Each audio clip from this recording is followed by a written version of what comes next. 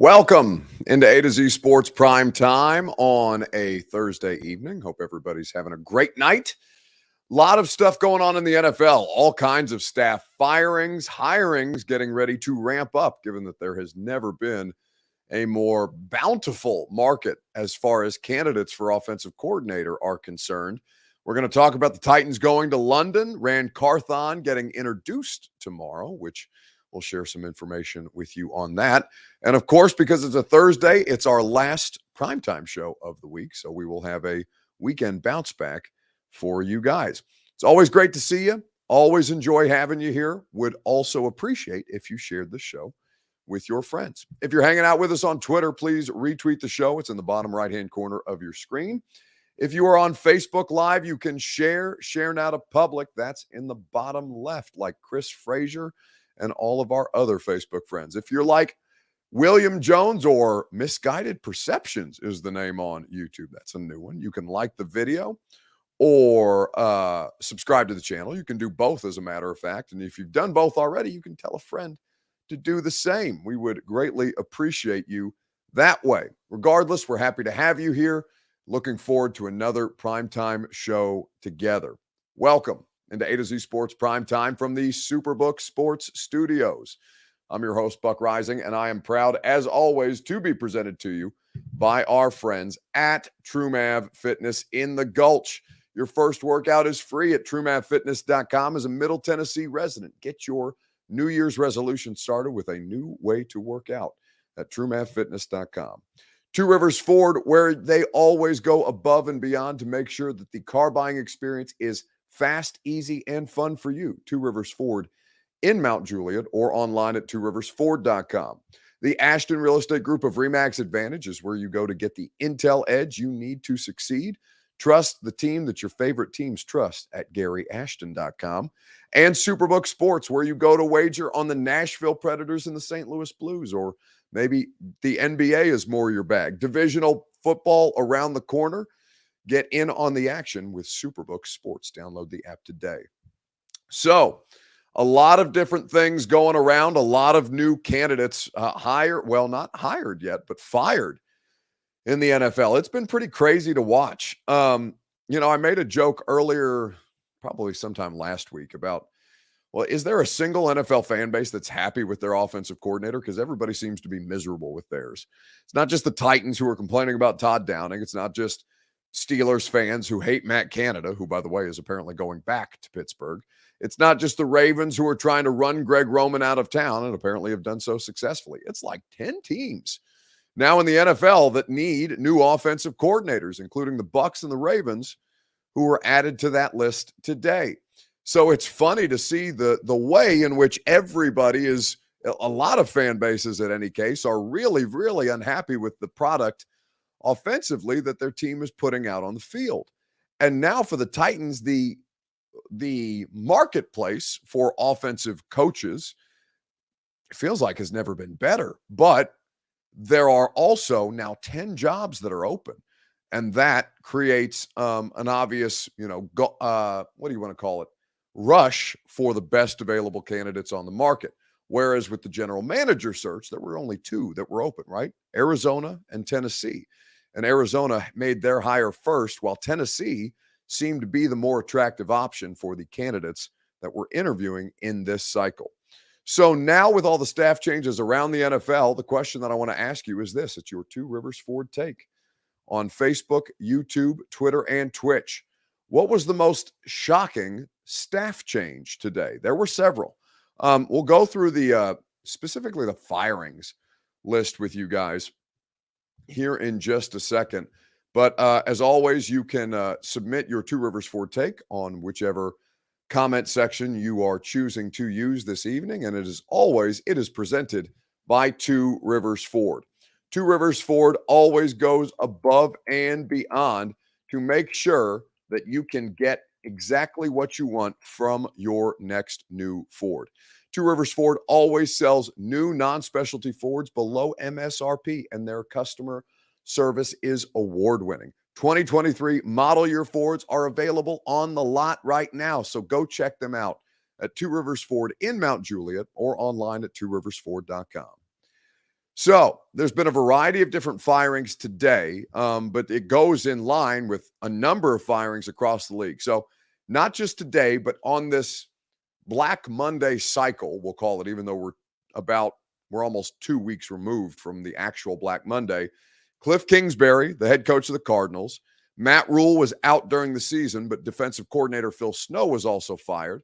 The Browns fired their DC. Nathaniel Hackett was out during the season in Denver. Lovie Smith, they only gave him a year. He's fired. Frank Reich and Marcus Brady, the head coach and the offensive coordinator with the Colts, they were let go midseason. The Chargers fired their OC, Joe Lombardi, and their passing game coordinator, Shane Day. Today, the Miami Dolphins and the Minnesota Vikings and the Tampa Bay Buccaneers fired Josh Boyer, Ed Donatel, 2 DCs, and the Bucs made official the firing of Byron Leftwich. For the Titans, it was obviously John Robinson and Todd Downing. The Commanders, Scott Turner. Now, there's a different category that a lot of these transactions fit in. This is one of them, and it was also announced today along with the 2 DCs and Byron Leftwich. Greg Roman was announced as parting ways with the Baltimore Ravens.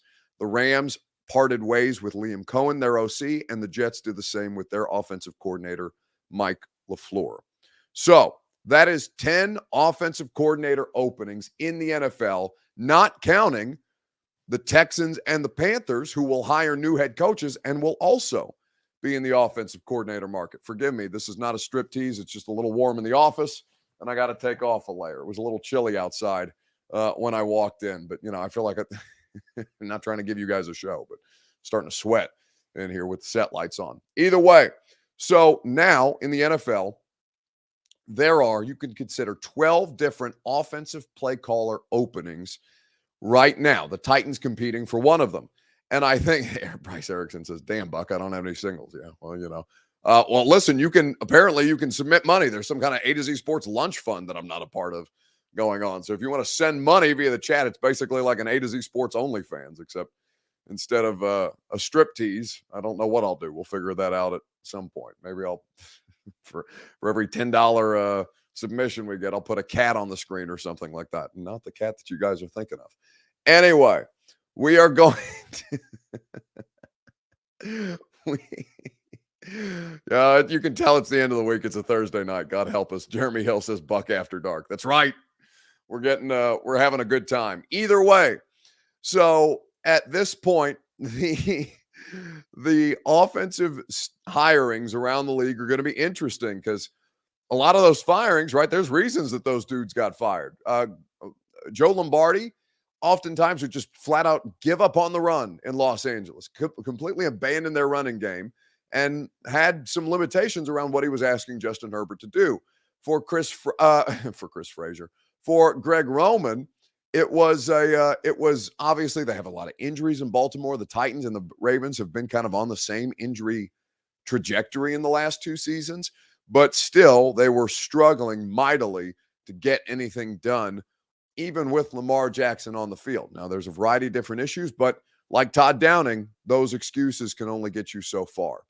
So now the conversation becomes, all right, which was the most surprising around the NFL? Gary 2 times says Buck stripping to help the Titans cap situation. No, my salary fits well under the Titans salary cap. I can promise you that. Even as they do take great care of me at the radio station at A to Z Sports. But at this stage, the offensive coordinator situation getting more and more complex. So the question was, which firing surprised you the most? And as you go through a couple of them, I thought Ian Rappaport of the NFL Network did a good job of detailing several of these positions. And that is Greg Roman. Greg Roman stepped away from the Baltimore Ravens, been a long-time coordinator for them, had Lamar Jackson playing at his absolute best, but now is going to pursue other opportunities. Should be noted, Lamar Jackson going to be involved, according to the Ravens brass, in the search for an offensive coordinator, something that is expected to be tailored to him. Of course, that was not the only change that happened in the end for Tom Brady, but if he is back, we'll have a new coordinator. And then Josh Boyer with the Miami Dolphins also fired as their defensive coordinator. Really, everyone with New England ties, it seems, was let go by the Miami Dolphins. Now, finally, Mike McDaniel, heading into his second year, will be able to pick his own defensive staff.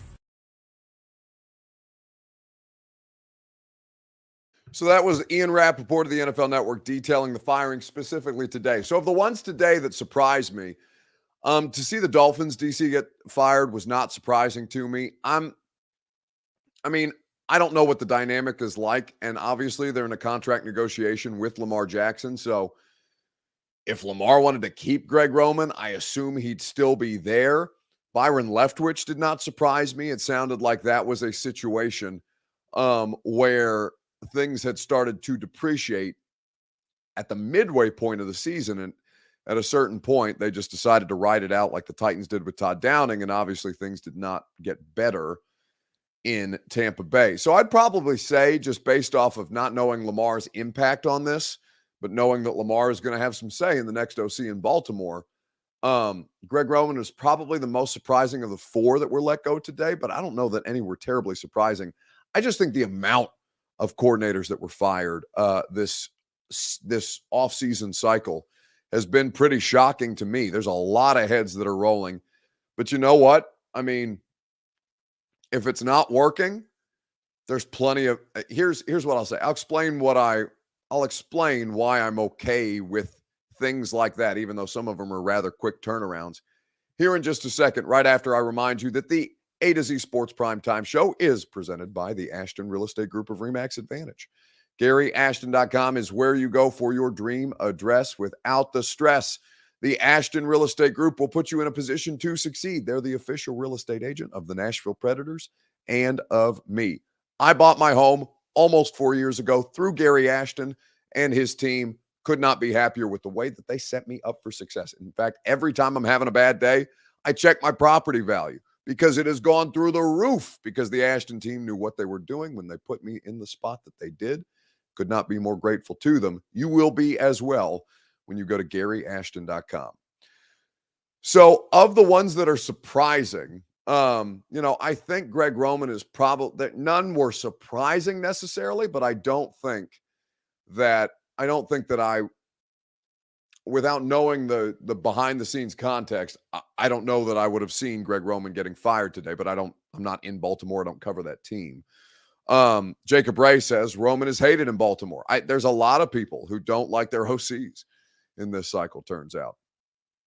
Tyler Shea says, I wish Arthur Smith would come back. Well, he is going to come back because the Falcons are one of the Titans' home opponents in 2023. So you will see Arthur Smith on a Titan sideline very, very soon. Whether you enjoy that experience or not is entirely up to, I guess, the Titans, but also Art. I think that the circumstance for these coordinators is there's a variety of them that I'm interested in, but not necessarily who were fired this cycle, and guys who have previous offensive coordinator experience before. Now, Jeremy Fowler of ESPN was on with Ramon Foster, Kayla Anderson, and Will Bowling, who host the radio show before mine every day on 104.5 The Zone. And he said that the Titans are particularly interested in Matt Nagy, who we've talked about before, but that Nagy, it was unknown as to whether he had accepted the interview request or not, which is a curious element to this thing, right? Matt Nagy's probably going to have options. He's a former NFL head coach. Hell, he's a former coach of the year. And I know things soured in Chicago, but there's a lot of different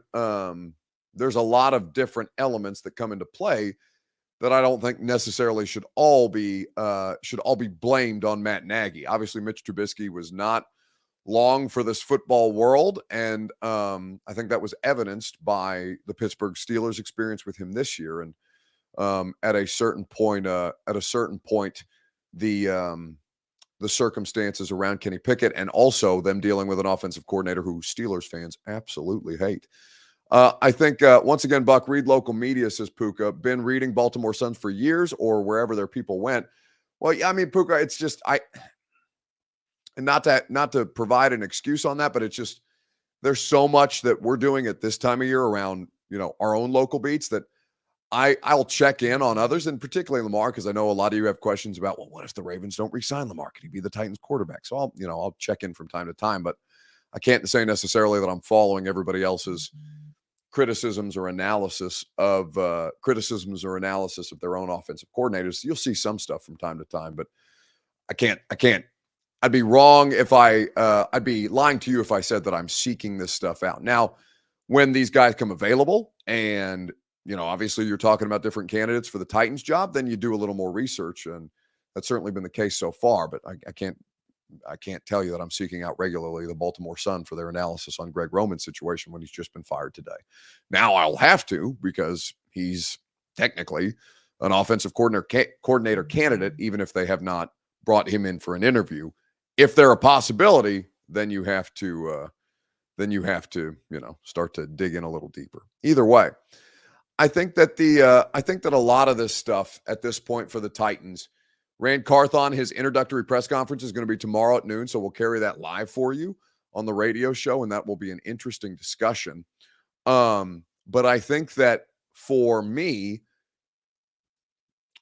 there's a couple of different candidates that I'm curious about, but I think Nagy is probably the one that is at the top of their mind, because you're bringing in somebody from the San Francisco 49ers who have done exceptional work with their personnel over the course of, certainly since Carthon's time in San Francisco. Since 2017, they have been exceptional at building the deepest roster in the NFL. Then, if you're going to look for offense and creative offense, San Francisco, obviously there's a certain kind of personnel that they want, and they run a particularly creative style of offense. And if you're looking for creative offense but can't hire somebody from the San Francisco's 49ers staff, the Chiefs, even if you don't have Patrick Mahomes, there is a lot of creativity that goes into their offensive game plans. And you can see that with this Chiefs offense, even if they have the best, and I think he is at this point, the best quarterback in football this year. He's going to win the MVP, Patrick Mahomes. But with all that being said, I think that the circumstance for the Titans is fascinating, because you're going to have a lot of people, a lot of different jobs competing for the same people. And that's good if you're a candidate, but not great if you're a team. So let's get into the London game. The Titans are going to play in London. I'm so excited to go back to London, guys. I had such a great time over there when the Titans played the Chargers in 2018, Mike Vrabel's first year. That game was a shit show for a variety of reasons. And I think that maybe it doesn't live up to the drama of last time with the go for the win 2-point conversion, play in the back of the end zone to Taywan Taylor. Crazy stuff, but a fun experience, and I cannot wait to go back. But the question revolving around this is, who do you want the Titans to play against in London in 2023? Give me your responses on Facebook, YouTube, Twitter, and Twitch. We will talk about it together right after I tell you. So I've gotten a couple of questions about this, and I appreciate you guys asking. Buck, I can tell you have lost weight. No kidding. What kind of diet do you do? Well, my diet situation is a little different, but I can tell you that the workout situation that I've been using is True Math Fitness. And I appreciate you saying so, B French. We're down over 40 pounds. We're cooking 42 as of this morning. We're happy about it. We got 6 more pounds to go until we reach the goal of 200 by Super Bowl. And listen, I'm 6'2". I'm a larger than average human being, but to get down to 200 pounds, that's about as much as I weighed in high school. So I am hype about that. And it is credit in great part to True Math Fitness. They have done exceptional work with me. They will do the same for you. Now, mine, I started back in before training camp, right? 220 by training camp, 200 by Super Bowl. So I've been working with them for a while, but obviously the results for me have been phenomenal. I could not be more grateful to them. Their workout plans are exceptional. I'm partial to the group classes. If you are not, that's okay. They've got personal training, and they've got an open gym. They're running all kind of discounts on their membership and class passes right now, as a matter of fact. So go to truemathfitness.com to sign up for your first workout free. Try it, and if you love it the way that I do, you can sign up for their annual memberships, their seasonal memberships, their month memberships, or any of their 5, 10, or 20 class packs. They're great, and they are cost effective. At True Math Fitness, where your first workout as a Middle Tennessean is free. So I think that the circumstance for the Titans is interesting because their opponents, we know their opponents, and we can rule a few of these teams out at this point, which I think is interesting to go through. So we will do so together. Excuse me, got a little bit of something in my throat. Right now, we know the home and away opponents for the Titans in 2023. Now, the way that this works, because I've gotten a lot of questions from season ticket members about this, they are playing a home game in London, which means that instead of 9 home games, as they were scheduled to have, they will have 8 home games, 8 road games, and an international game. That was part for every NFL team of the new expanded 17-game regular season schedule, where each team was required to play an international game once every 4 years. So the Titans are up because it's been 4 years. No, it'll have been 6 years since they played in London the last time around. Well, I guess it'll have been 5 years because it's Mike Vrabel's first year. But been 5 years since the Titans have played, so it's their turn. The Chiefs, the Bills, the Patriots, and there was one other team that I'm forgetting, are also scheduled to go overseas. We got that email at like 6 a.m. this morning that was going to be the case. So I was happy that I was awake when I saw the news, but or the memo from the league about it. But I think that the whole situation for the Titans in London is fascinating. So here are the home opponents. So the Titans will play a home game in London. Ravens, Bengals, Texans, Chargers, Seahawks, Colts, Panthers, Jags, Falcons. So there's a couple. I don't know that I can't remember them playing divisional games in London, or in this case, Germany, because a couple of teams are going to Germany as well this year. So I'm gonna say, just because I can't, and I looked for this, I didn't find a lot of divisional games played overseas. So let's take the Jags, the Colts, and the Texans out of the equation. All right, so that leaves you with 6 teams: Ravens, Bengals, Chargers, Seahawks, Panthers, Falcons. I would be surprised if they played the that's an interesting question. Because I guess any of these games, theoretically, you could send overseas. It's probably going to be the worst of the home games, which right now projects as the Panthers.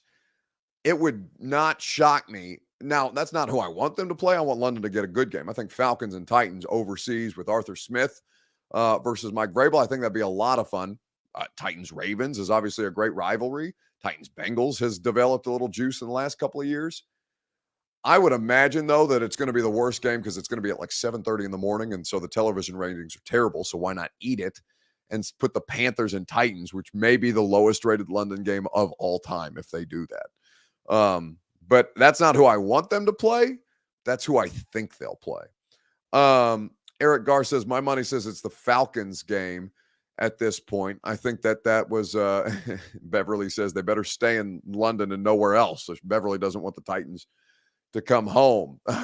Sam says Harry Kane did the advertising. Did Harry Kane do the advertising for the London games? I haven't seen that.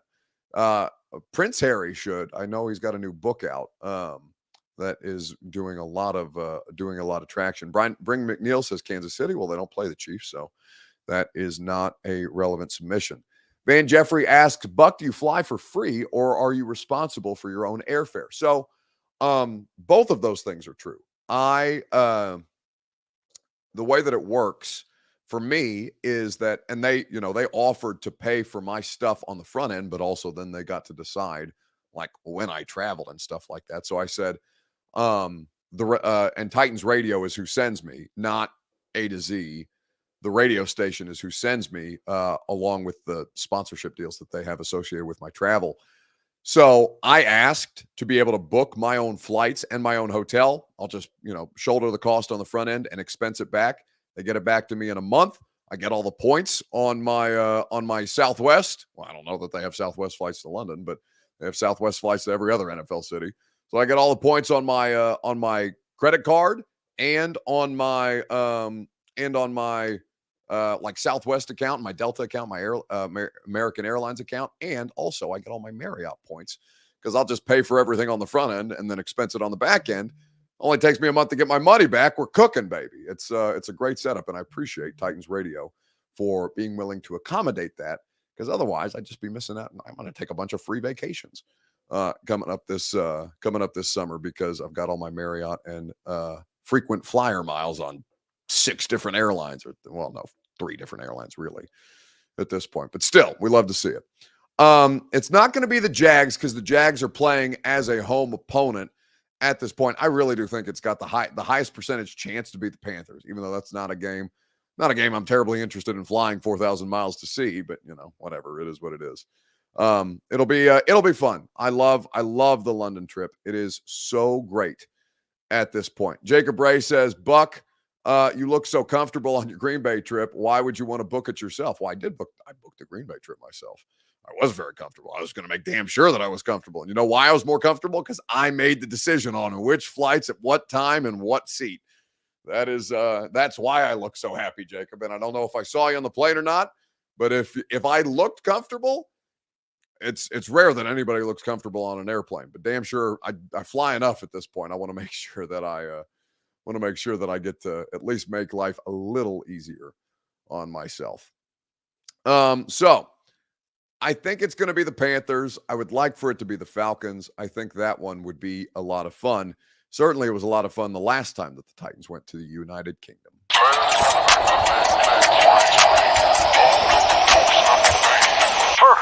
Look out! Derrick Henry! And the pass is pulled in. Traylon Burks in traffic. Staying inbounds. For the touchdown. Firing over the middle. It is caught! Traylon Burks.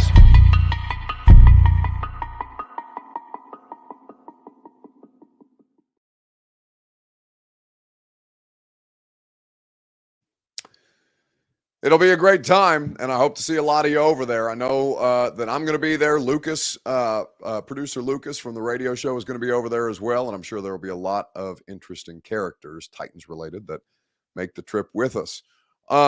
Nuclear XN says, Buck, what do you think the Titans' record will be in 2023? Well, you must be new here.